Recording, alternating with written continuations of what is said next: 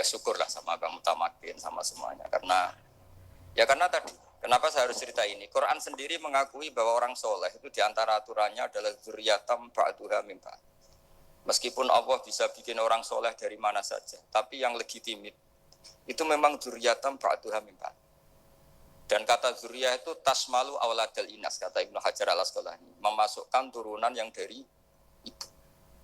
Meskipun tentu secara wali nikah atau secara disiplin nasab dari ibu itu tidak ngefek.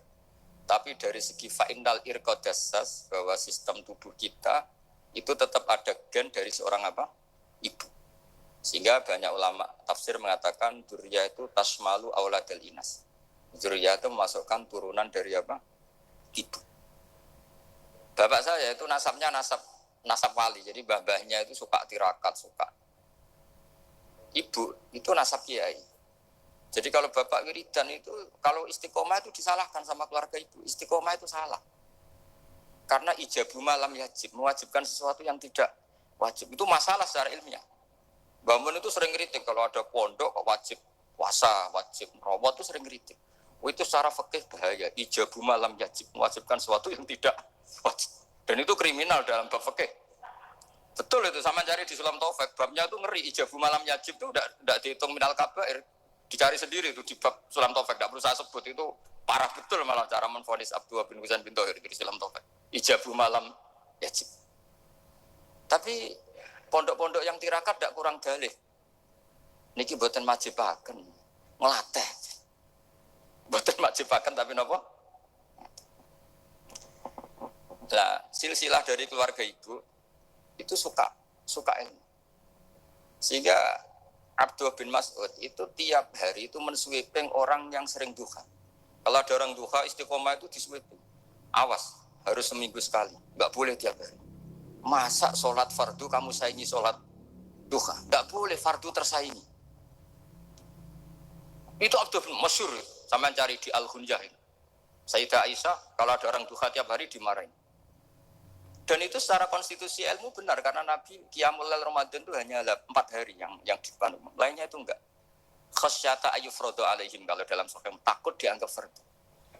Akhirnya istiqomah itu masalah di keluarga saya yang dari ibu. Nah kebetulan kita ini suka ada istiqomah, akhirnya ya seperti ini. Tapi ini ilmu harus kita bicarakan. Tapi yang istiqomah, Bapak itu pengagum Badullah. Bapak itu suka sama istiqomah. Karena punya guru dulu Ki Zubaidi istiqomah, Badullah istiqomah.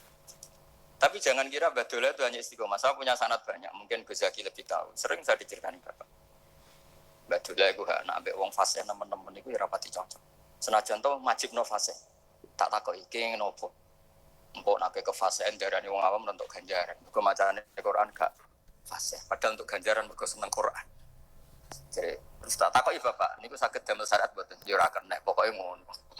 Jadi go ngekrori. Artinya beliau ndak ingin lah gara-gara kita terlalu pakem tajwid kemudian nganggap siapa saja baca Quran salah kemudian tidak dapat pahala. Bisa saja hamalahum ala ayaqraul Qur'ana apa mahabbatuhum wa iskuhum wa kadza wa kadza. Jadi akhirnya saya jadi tahu. Oke, secara makhraj salah, tapi iseknya benar, mahabbahnya benar, brontonya benar.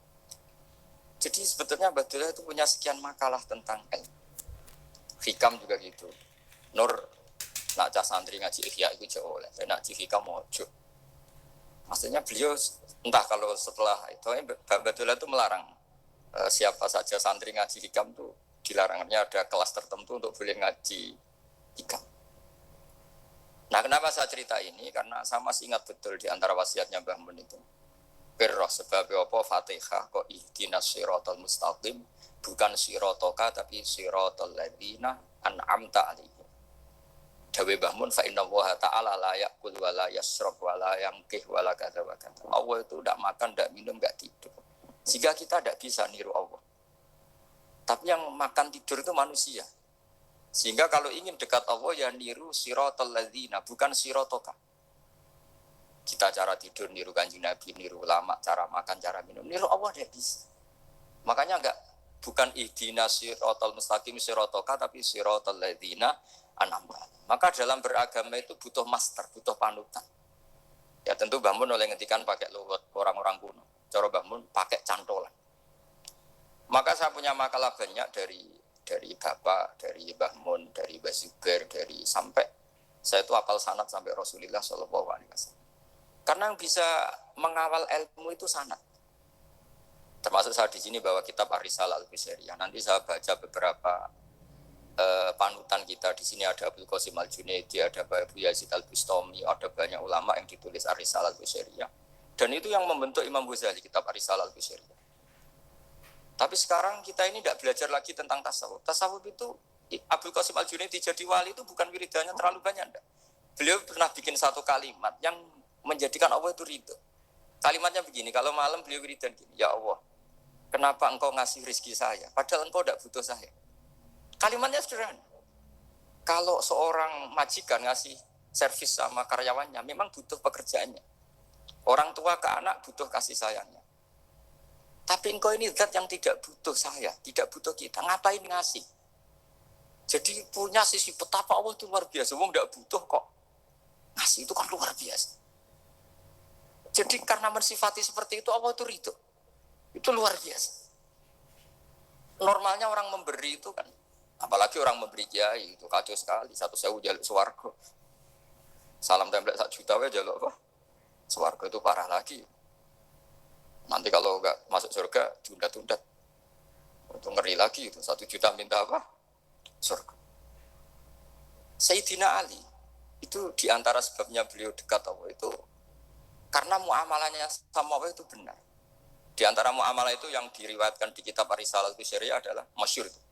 Kafani izzan antakuna li rabban wa kafani fakhran an akuna laka abdan. Tiap malam ya beritanya itu. Ya Allah, saya sungguh sangat mulia karena engkau yang jadi Tuhan. Coba kalau saya dituhani manusia yang mati atau dituhani siapa yang mati juga. Wa kafani fakhran an akuna laka abdan. Saya ini bangga sekali karena jadi budak, menjadi hamba zat yang tidak mati. Jadi pakem-pakem yang menjadi masyrab kalau dalam bahasa tasawuf itu yang menjadikan wali. Sehingga yang dikatakan ibadah itu apa? Ma'rifatullah. Mengenali Allah secara benar. Jadi jangan kira wali-wali dulu terus terlalu istiqomah, ada juga. Mereka punya pakem yang menjadikan Allah itu ridho. Saya beri contoh nih di sini banyak makalah nanti saya beberapa baca tabarruk. Banyak riwayat dari orang-orang sufi. Nabi Ibrahim itu pernah ketemu orang Majusi. Beliau terkenal sakhok, terkenal sakhiyah.